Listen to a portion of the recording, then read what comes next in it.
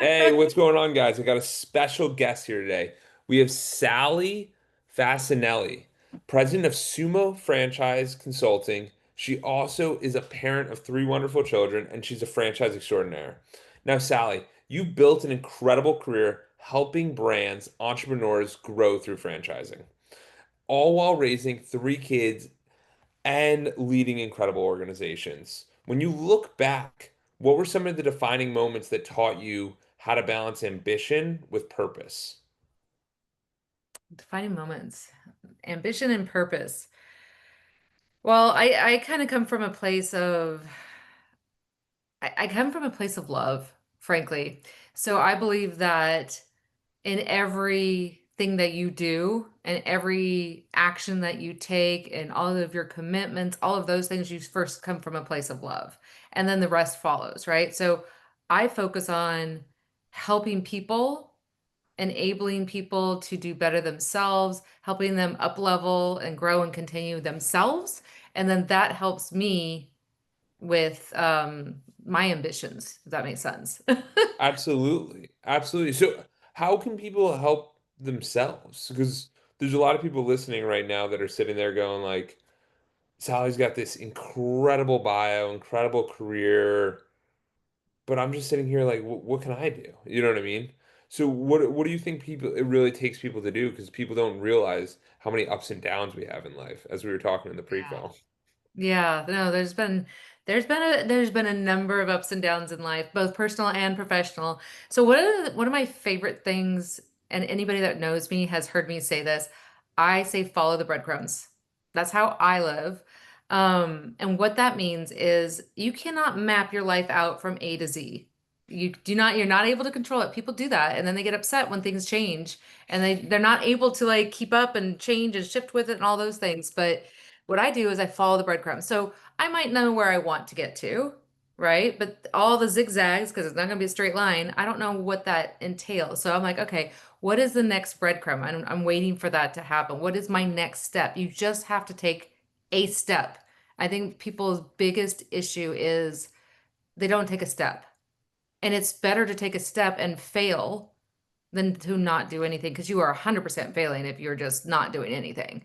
I'd rather have the chance of learning from a mistake versus sitting and nervous and not doing any next steps, you know. Might not always be the right next step, but No, absolutely, because you're so right. Like, there's so many people who sit there and think it's got to be perfect before I launch. It's got to be perfect before I start. It's got to be perfect before I let people know. I was hmm talking to someone and he was telling me how he needed a perfect website for his business, and I go get a client, brother. Yeah, you don't Like need a it's perfect got nothing to anything. do with a perfect website. You're wasting time. And the more time we waste, the less like we feel like we're accomplishing things, but we're really not accomplishing that much. So it's how do you get into action as quick as possible? And then I love how you reframed failure. Because failure for a lot of people is devastating. Because in Mhm. school we sit there, oh, you failed? You're not good at school. And but in real life, it's like you got to fail a million times to get anywhere. If you're not failing, you're not growing. I Absolutely. say that a lot too. I mean, truly, if you're not making mistakes, it means you're not growing and you're not going to move to that next level. You're not going to be able to up level because that's just kind of part of things. Perfection, there's no such thing as perfection. It's the enemy of growth, you know? Absolutely.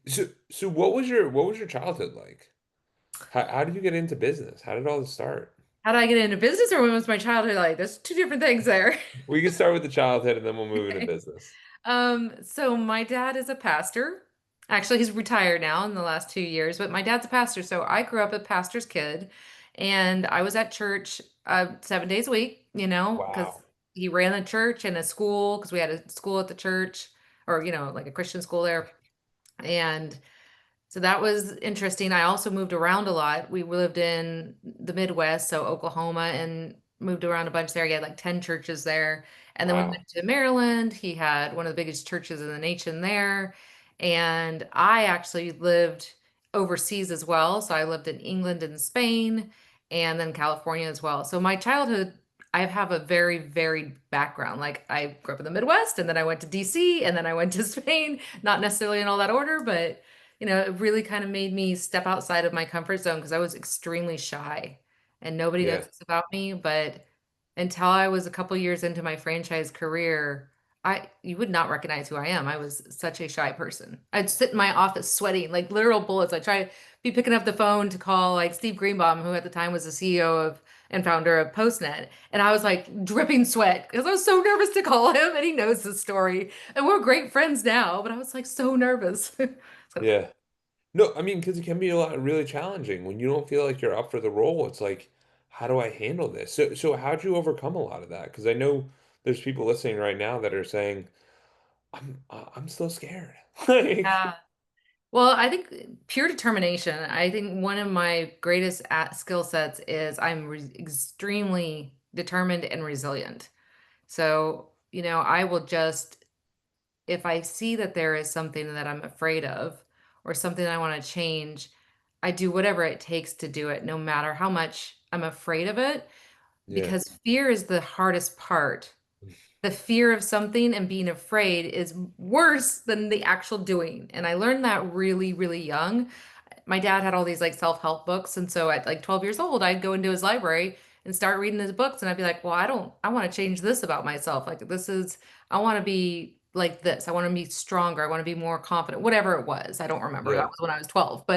And so I just kind of continued to do that throughout my life. Absolutely. And the more we up level and like becoming lifelong learners is one of the biggest things to actually having success because there's so many of us that give up so quickly. That's true. I think that you should always be growing in your life, always be learning, and always be questioning. It's one of the things I've taught my kids is like question everything because what you believe is 100% accurate today, you might find out you were 100% wrong, or what you were taught or whatever. It could be completely different story in 10 years. So question everything, investigate everything, and learn. Always be learning the more skill sets. That's the other thing I did. So before I got into franchising, I was going to be a surgeon. I was going to be an oral Oh, wow. maxillofacial surgeon. Yeah. And I ended up working as a tech and assisting surgeons and, going to school and all that. And I decided that was not the lifestyle I wanted. Although I loved it, it wasn't at the time, it just wasn't what I wanted. And so I was like, what the heck do I want to do? So I got into doing a variety of different things, but I would take every single opportunity that somebody gave me to learn, whether it was typing memos. It didn't mean however basic it was at that time. I just took those steps. I'm like, okay, I want to learn more. Teach me something. Teach me how to, what is a P&L? Anything that I could Yeah. absolutely learn from people, I just kind of like soaked up the knowledge. Well, And I think then that's I got into amazing. franchising. Well, I think that's amazing because you sit there and people don't realize that when it's funny. I was literally talking to the dentist today, and they're like, "I don't really like being a dentist." I'm like, "What? Are you positive you want to keep brushing my teeth? Like, what are you talking about?" And they're like, "I don't really enjoy it." And they're like, I'd love to try out a different career. So I said to her, I was like, hey, if you want to try a different career, I would literally find a job that will offer you a job and then take a day off and go shadow someone and see what that day looks like. Because there's so many of us that want to jump from activity to activity and we think it's going to be better, like the grass is always greener. And then we're like, I actually really like that about my last thing. And it's hard for us to conceptualize like there are good things about this and there are things that I don't enjoy about this. So I like how you tried things out prior to being like, I want to go be a doctor. Like, Yeah. let me be in the hospital a little bit first. Let's see what it's It was like. a big commitment to be an oral maxillofacial surgeon.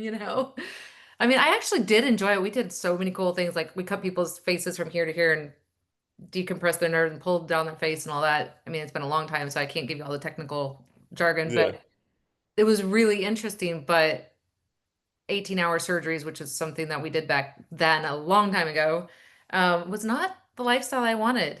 And I yeah, wanted to have a family at some point. And I actually really saw the doctors I worked with who were amazing, but their lives were a mess. They were amazing yeah. doctors, but their actual lives were a mess. And I was like, Well, that's a great leading indicator of looking up at the people that have your role or your position and be like, do they seem like they're happy? Do they right? seem like what they like? Now, everyone you talk to is going to be like, oh, it's just the grind. It's just part of the process. And that's when you know, hey, there might be other options out here. Well, maybe they're super passionate about it too. So if that is their lifelong calling and their passion, that Yeah. works for them. It was clear to me that that was not my lifelong calling and passion. So, and by the way, Dennis, I believe that they have the highest suicide rates because they're Really? visible. If you look that Wow. up, it's very interesting, It's crazy. I right? wonder why. So for you, so for you, how'd you get into franchising then? So, franchising, I accidentally fell into it twice. I know everybody tends to just fall into franchising in some way. For me, the first time I was in franchising, I was like 20. I had no clue what I was doing as far as the franchising part, but I got sent overseas. And for the company I was working for, which was a technology company during the dot-com era, and I got sent overseas to open up their master offices in the UK, England, Oh UK, wow. France and Germany, right? Had no idea that I was in franchising, but I went over to replicate what we were doing in the United States. Along the way, I finally realized that I was in a master franchise, and it was really really fun. And then I spent a year over there, came back. They didn't have a role I wanted. I wanted to come back to the United States. I wasn't planning on staying in the UK forever. So I Yeah. came back. They didn't have something I wanted. I just kind of went back into the job market and said, let's see what's out there.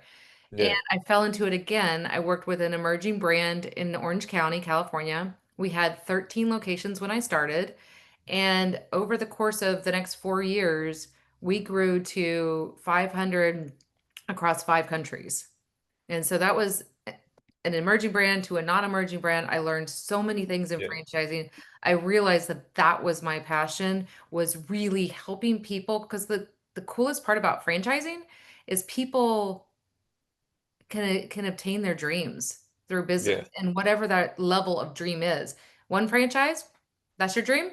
Amazing, you can do it. You want to own 500, you can totally do it, and you can start from one location and build to 500. Oh wow. I know people that have done it. So it's Yeah. the single most rewarding thing is to be able to, just help. Provide opportunity. Yeah. Because I mean, you probably because you've been in it for, I mean, you've just seen so many people, you just see the trajectory of their lives change. You can see there's so many stories that I've been lucky enough to witness or even be a part of, in a positive way, assisting brands, individual people or franchisors, doesn't matter. But there's all these stories where I know people that didn't even have a high school degree, Yeah. okay? Built, and I won't name names because this is their story to tell, and I've been encouraging them, but built, brands up to over 1,000 locations. We'll leave it at that. 'Cause if I Wow. give the exact number, you might find them, but built those up. They had no high school degree. And this particular person I'm thinking of actually was left with two infants to raise and did this. And they built an entire career out of it. I've known franchisees that have started out, at the bottom where they are quite literally, the person sweeping the floors, and then they're in a franchise location, and then there's somebody that's like, they build themselves up to running that location, then they buy one, and then they build on from there, and there's just no limit. You Yeah. can go as far as you want, and that I love. So I love that. And so what do you think the top people have in franchising that allow them to be successful? I think that resilience is big. I think if you're not resilient, or you can't learn to be, because it's something I think that you learn to be, you're not, don't Yeah. just come naturally that way. I think resilience is huge. And then the ability to say yes to things, okay, and learn that it's okay to fail.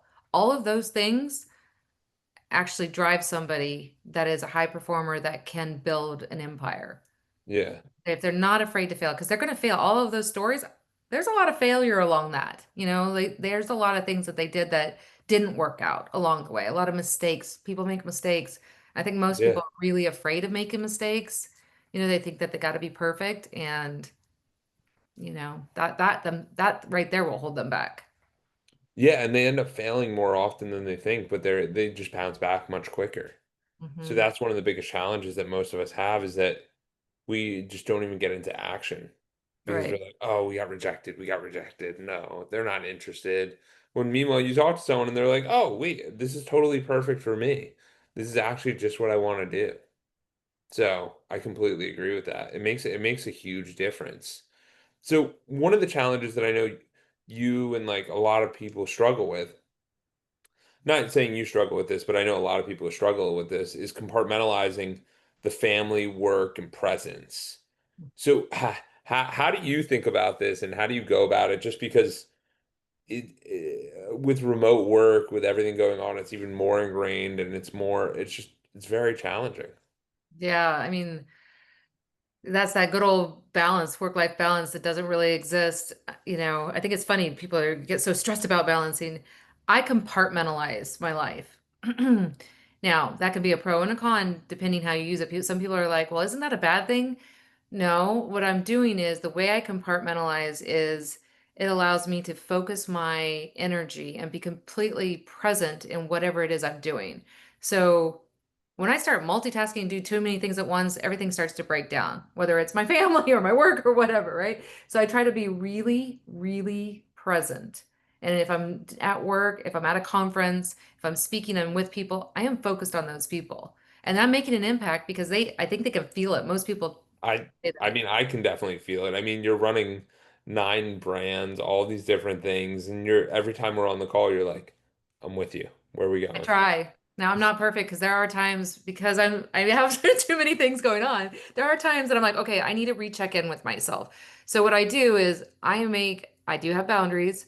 They do get tested all the time, but I make time for like let's say my family. I have 3 kids. So I make time when I have my son, especially because he's a younger one, I really focus on him and unless it's a fire, I'm not getting distracted. I'm present with him, you know. Yeah. But then I'm also, and this is another thing I think people don't do, they get really focused on like, I got to be balanced, working out or whatever. I got to focus on myself as far as checking in. So if you check in with yourself, going, okay, I'm in this mental place. What does that mean? Am I starting to burn out? You don't want to get to a burnout phase because once you burn out, you got to dig out of that hole, right? So what does it mean? Do I go for a walk? Do I go for a run? Do I, meditate? There's a lot of different options, but what do I need right now? It's not always the same thing. Yeah. No, absolutely. And that's why our schedules, we use them and sometimes they serve us, and then sometimes we're like, hey, we just gotta throw this out. This isn't gonna work. Like we Sometimes gotta you gotta do go, that. we gotta go a little rogue. And that's what Going it's rogue about. is good. No, I mean it's this idea of like, I mean, a lot of people call it like these side quests and these different things because it's like we have so much going on in our life, but it's how do we focus on like the truly things that matter to us? And I call it like one of the things I found that a lot of people have is that they'll be looking around just in their bubble. And it's basically like you're in a forest and you're just in the forest and then you lift your head up and you're above the forest and you're like, "Oh my God, I can actually see what the important things are here." And like one of the things that helps me a lot is using this idea of the grandfather frame.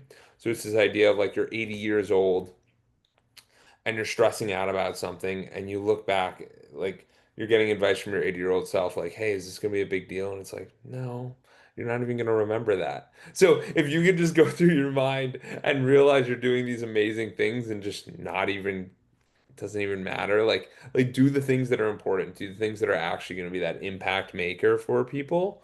hmm I think that's the best way to do it. Yeah, and stop putting things off. Like, I think if you put things off till tomorrow, things like, I don't know, a vacation or I'm going to do this when will never come. There's always something that can get in the way. Absolutely. And that's why one of my favorite things is like this idea of like really planning out your life and figuring out what you're going to do and how you're going to spend your time because the truth is we, like we were worrying about it yesterday. Like there's this thing. Like we have so many activities, and it's like when do you plan intentionally for yourself? Because hmm any other activity that comes up than the one you decided on is not one that you picked. Meaning that we don't really get to pick what we want to do, which is a kind of a stressful thing, and it's a little challenging because everyone wants to be there for everybody. It's like, but it's how do we make the most out of our time?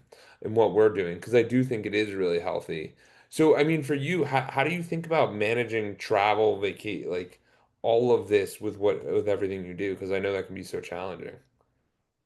Managing travel as far as like as far as what? Like with your business, with your kids, with your family. Like you were telling me how you had like 5 different trips. I'm like, how do you Oh, do all this? sometimes it gets out a little hairy and out of control. I'm like, okay, this has got to like. like we need to slow this down. So how do I balance that? Wow, if you saw my calendar, excuse me. Sorry, you can edit this, right? Yeah, no, absolutely. I mean, it's fine. We're all human here. Sorry. Okay, so if you saw my calendar, it's a little crazy, but I will I actually give in to the travel. And I know that's going to sound weird, but what happens is when I'm actually doing the travel, when I'm going to the airport, when I'm flying to God knows where, England or whatever, I just kind of give into the process of it all and I do not get stressed because there are delays galore, things like that. Very rarely do I let it annoy me or stress me out. And then I take that time, I can use that time in a way for myself, whether I'm reading a book or watching a movie, things I wouldn't normally get to do very often Yeah, because I have to other things to do, right? And then if I'm trying to balance with my family, I make sure that I'll go somewhere and then I come home and everybody knows, depending on how long I've been gone, like I need to come home, I need to shut down for a minute for myself. And then the next thing I do is focus on my family. So what do yeah, I get to do? I get to go, whatever that means. It could be the weekend and then we go somewhere or I'm just hanging out. Sometimes my son wants me to just hang out in the same room with him. That's yeah. quite literally all he wants. He just wants me in the same room. I could be doing anything. So I just make sure that I have the quality of the time, not the quantity of the time. Yes. I completely agree. And emphasize a little bit more about the quality versus quantity because I've thought about this so much where it's like it really is it makes a big difference. So what do you mean by that? Well, like so let's say I'm on a trip for 10 days and I come home and I only have my son for a couple of days. My daughters are older, so I talk less about them because they, manage themselves. But my son, I only have him maybe for 2 or 3 days and then I got to go again and it's going to be like kind of broken up. So for those 2 or 3 days, I will focus on giving him whatever it is he needs. So do I need to sit in the same room with him while he does his homework? It could be on my laptop for, or whatever, but that is what I do. So it's a short period of time, but it's meeting what his exact need is. Exactly. Because we don't realize that we think quality is like you have to be going doing some sort of activity. Meanwhile, kids don't know the difference between. I watched a video of this baby. He was like maybe 2 years old, and the TV was a roller coaster, and they had the parents were doing like the roller coaster because the kid doesn't know the difference. Yeah. The kids when they're younger and they just literally want to hang out with you, and that's not, hey, we're just gonna sit on the couch and watch TV. Maybe it is sometimes. Maybe Sometimes. sometimes it's going outside. Maybe sometimes it's whatever works best for them. But I think looking at it through their lens is very helpful because it does make a big difference. And then one of the other big things that you talk about is leaving people off better than when you found them. When did that start implementing into your life? Well, it's something I've just kind of been doing for a long time, and then I've just did it like naturally, and I finally put words to it. And so I actually have a tattoo on my wrist here. It's a heart with two infinity symbols interlinking, and it's to remind me to do this, to not be a bitch. Not that I'm bitchy, but we all have our moments. And so my goal is to, if I can affect one person at a time, okay? And I can leave them better off than I found them. In other words, I'm not going in and tearing them down. I'm not making their day worse. Maybe I'm having a crappy day and I go to the grocery store and I'm crappy to somebody. Now they're having a crappy day. Well, Yeah, let's say I'm having a crappy day and I go to the grocery store and I smile and I be really nice. And now that person is winning and I'm feeling better too. So it's just even the littlest thing. If I can make a little change in every person that I interact with, and I'm sure there are one or two people out there that I probably haven't been perfect with, but nobody's perfect. If I can do that, then those little ripples, I can change a trajectory for somebody. You can change their entire life by doing one little nice thing. I completely agree. I mean, that's where I started. I have this loop that I do on Saturday mornings, usually where when I'm in Tampa, and I'll run. It's like a 5, 6 mile loop. And Hmm. it's funny because you run in the morning, there's a lot of people out, so people are out, and I just wave. At first, I was like, oh, it's kind of weird to wave. And then I was like, no, it's cool. So then I do a wave, and then I throw a morning in there, or I'll throw like a happy Saturday or happy for whatever day it is. And the thing I realize is that you might catch someone, and sometimes people are like, that's awesome. Majority of the time, no one responds. I'll get a bunch of no response, but that's kind of on me. Maybe I have to be louder. Maybe it's got to be different things. But you also sometimes you'll hit someone and they'll just hit you back with like the greatest, hey, how you doing? Happy Saturday. Hope you have an incredible day ever. And you never met each other. And it's just this fun, like, how do you stay connected to people? Because there's so many times where it's like, do I know that person? No, I don't know that person. They're not in my circle. When you look at it through a different lens of everybody's in my circle. So how Everybody's can in our I? circle. Yeah. Yeah, so how do I be nice to them? I don't know. It's something I've been thinking about a little bit because you're absolutely right. The more people are nice to, if I say hi to them and good morning, they might say good morning to the next person, and it's one human at a time.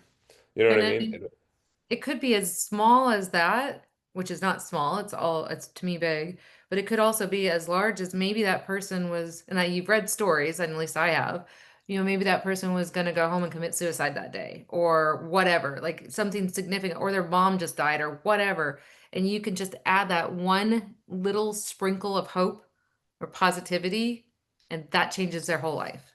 And then that Yeah, person changes their life, they often change other people's lives because they have that, absolutely. we were talking about this earlier, but they have that attitude of gratitude, right? Yes, absolutely. But I mean, the big thing is that they don't have you'll probably never get recognition for that. So No. that's the interesting thing where we start to realize like we're doing this out of like our good faith and our good like, hey, we're gonna make the world a better place because I've seen people give speeches about that where they're like, this person saved me, and they're like, Hmm. I don't even know who the person is, but Yeah. they made me feel accepted. And it's this whole idea that we can really make an impact in a lot of strangers' lives, way more than we think possible.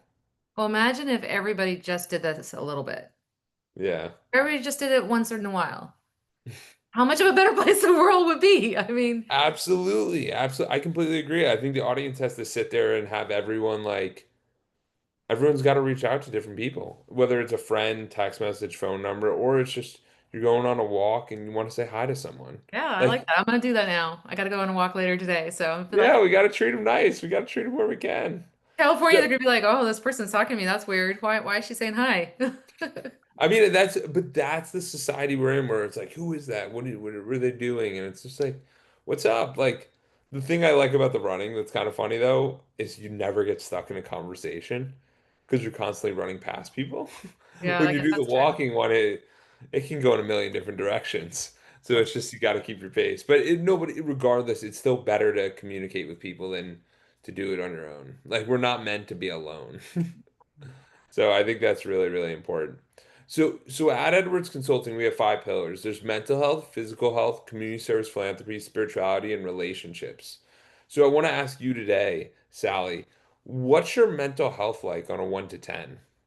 Today, not on Today, average, not just like every today. day. It can be as low as low, it can be as high as high, but just in this moment on 11/10 on 2025. I don't know. I don't do low lows. It's just not my thing. Thank God for that because I do know a lot of people that do. I don't have that. I would say I'm probably around somewhere between a 7 and an 8. Okay, Not that's where I great. would want to be, but still not bad. What do you think's allowing you to be at the 7 and 8, and what do you think would be needed for it to be a little bit higher? Just more self-care to get higher. It's just, the weight of the world pressing down gets me frustrated sometimes. I don't like to be aggravated or frustrated, but still, I mean, a 7 or 8 isn't terrible. So. No, absolutely. But what do you mean, like the weight of the world and all that? What does that mean? Well, running 7 companies, having 3 kids, going to college, just being on a few of the things in my life, there is a lot going on. So it's the challenges that come up, and it's the things Yeah, that come up. sometimes when there's a lot of challenges all at once, just like anybody, it gets you stressed. Yeah, and we talked about this a little bit in the prior, and the idea that helps with that, for anyone listening, is we have to set expectations in the Hmm. space of when our expectations are not met, we become stressed out, Right. basically. So like we have this expectation of I'm only gonna have 3 problems today, and then 10 problems come, and you're like, I hated my day. That was so Yeah. scary. I Days didn't all like blown. that. Yeah, but if you have the expectation of I'm looking for 30 problems and only 10 of them show up, you're like, man, that was an easy day. What happened? And I know that's a crazy concept for people to understand, but it's just the truth. Like, if we can match our day with our expectations so that we're not disappointed, then we'll have much better experiences. You know what I mean? Hmm. And think about this. I think one of people, especially in relationships of any kind, business Yeah. or whatever, one of the things that cause the most pain, drama, breakups, whatever, is expectations and Yes. not having said expectations met, right? And the more that you can do something in alignment with what you're saying, where you're not, where your expect when your expectations aren't met, it's not affecting you the same. Yes. You're now your day isn't completely blown because it was going to be a perfect day and everything was going to go just in order like it should be, which never happens. And maybe some people it happens for.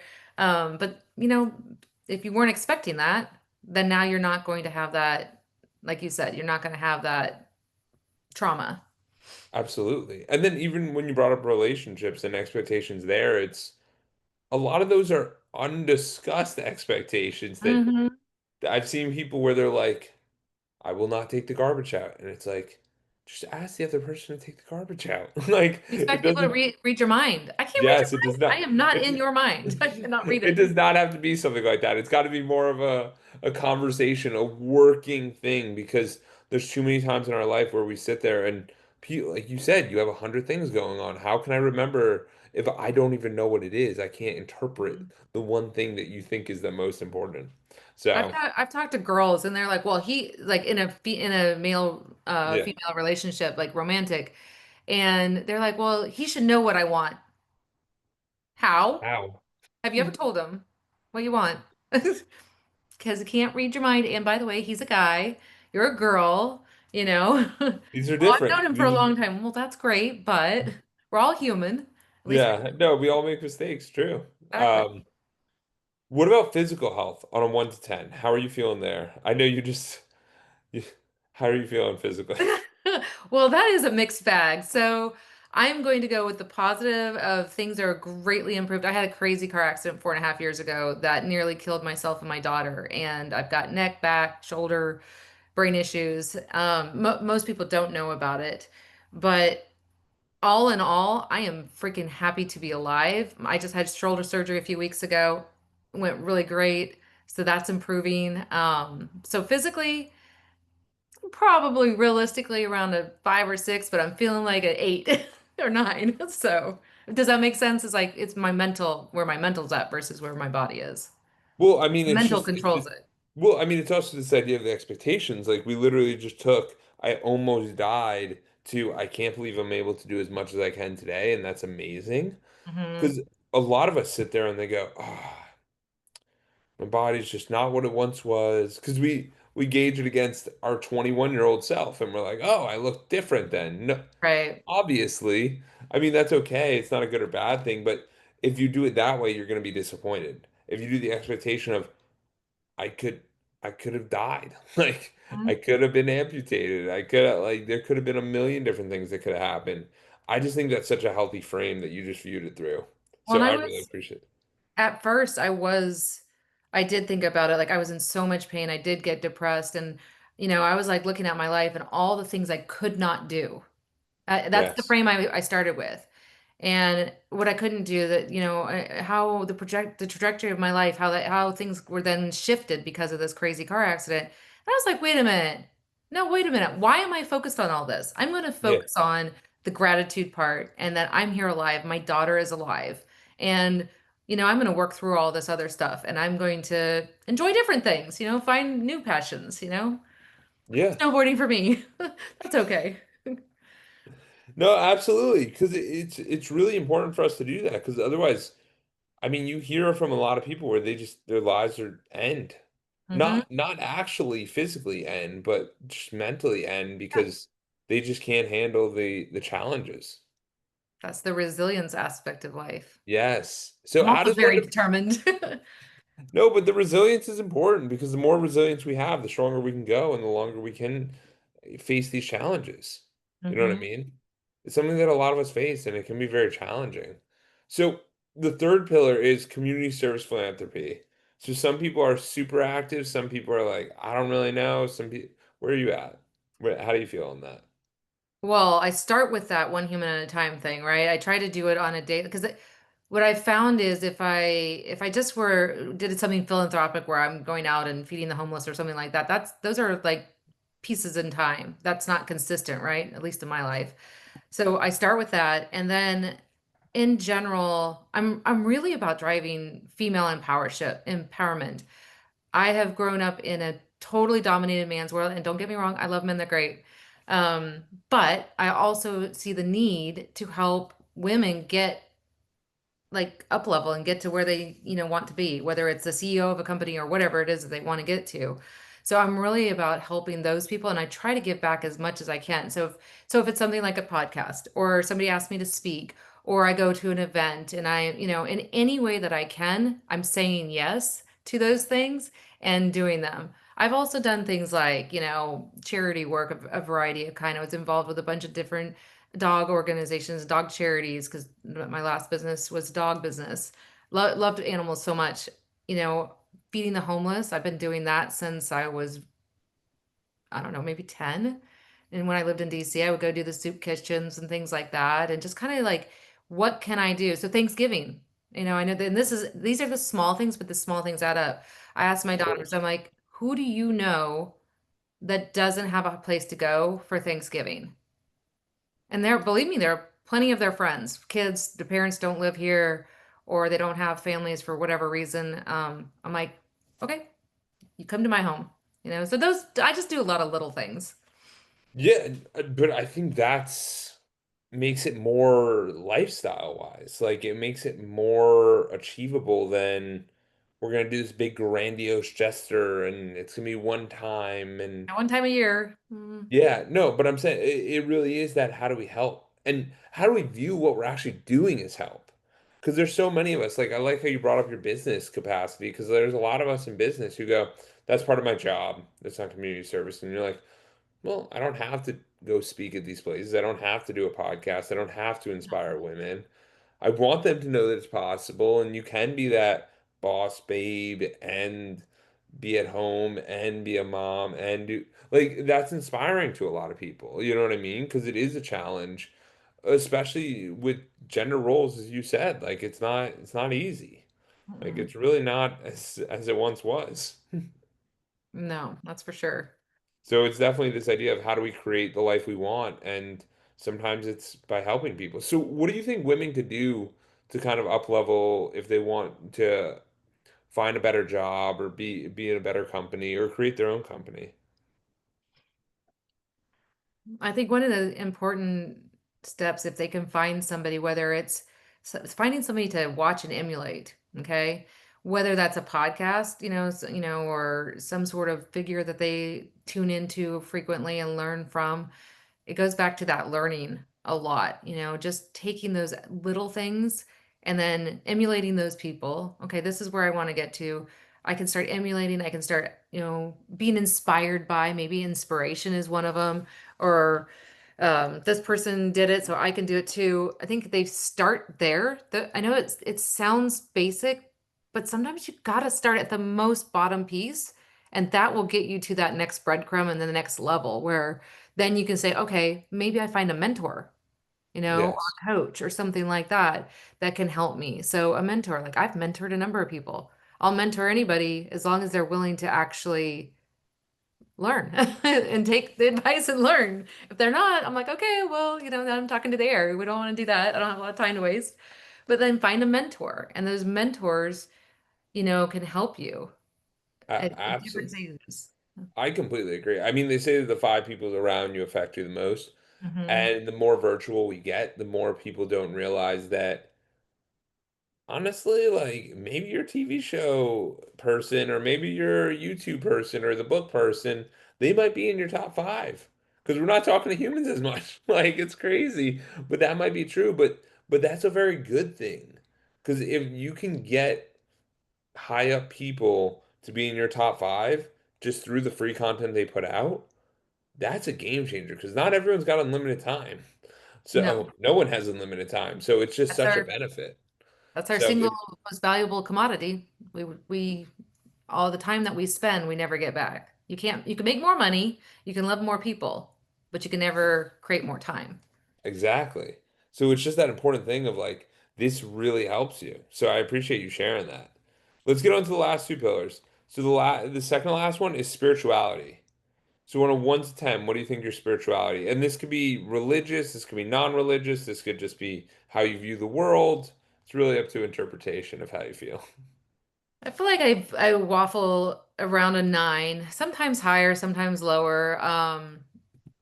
In general, my spirituality, I am not religious. While I grew up religious, I am not religious. And I say that because I'm very spiritual. I have a lot of the background, the Christian beliefs and all the things that I was raised with. None of that's left, but I'm inclusive. So to me, there's more things, in spirituality. It's a more broad, loving perspective. Not that religion is bad. I'm not saying, I don't want anybody to get me wrong on that because I think it's great.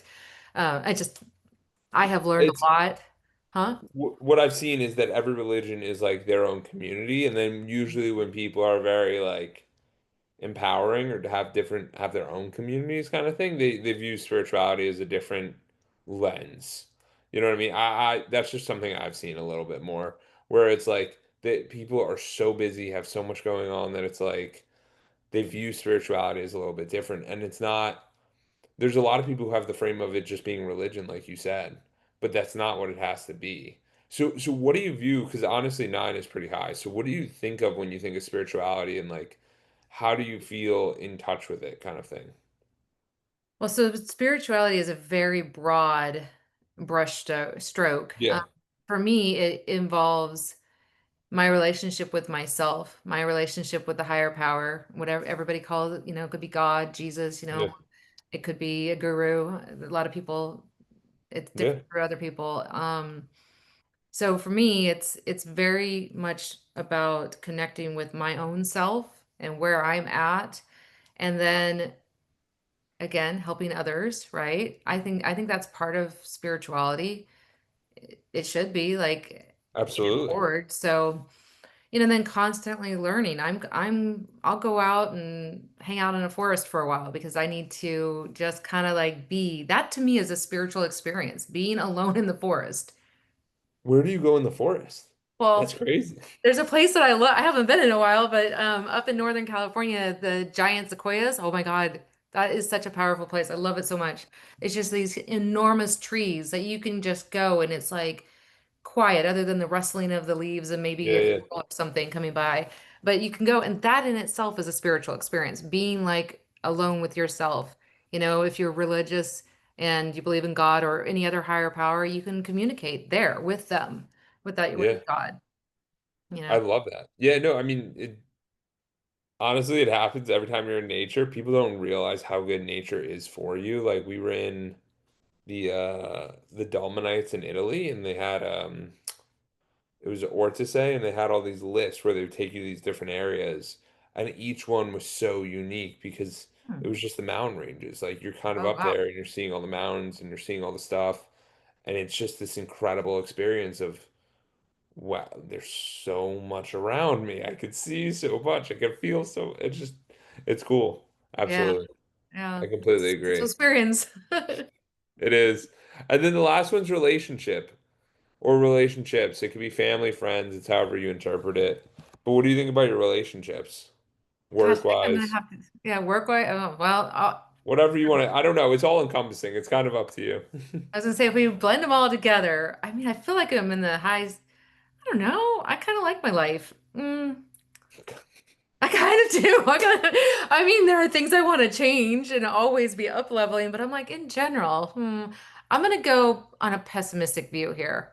Probably around a 7 or 8. I think I'm up Okay. there in a lot of things. There's always things that can be better in my life, with relationships, but the people in my life, I have great relationships with. I'm very, very, very blessed to have, amazing children and amazing friends and colleagues. I'm How do very you lucky. maintain them? I'm sorry? How do you maintain the relationships? Just the reason I ask that is because some people have this, from what I've seen, is like a falling off.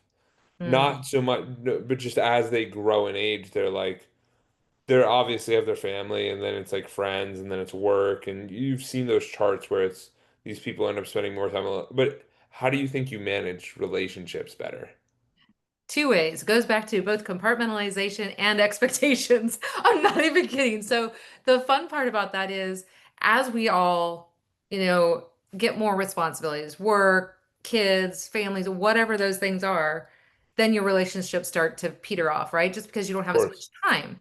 Well, expectations is huge in that. So I have girlfriends that I've known for 25, 30 years now, and I could not talk to them for 2 months. We could not pick up the phone.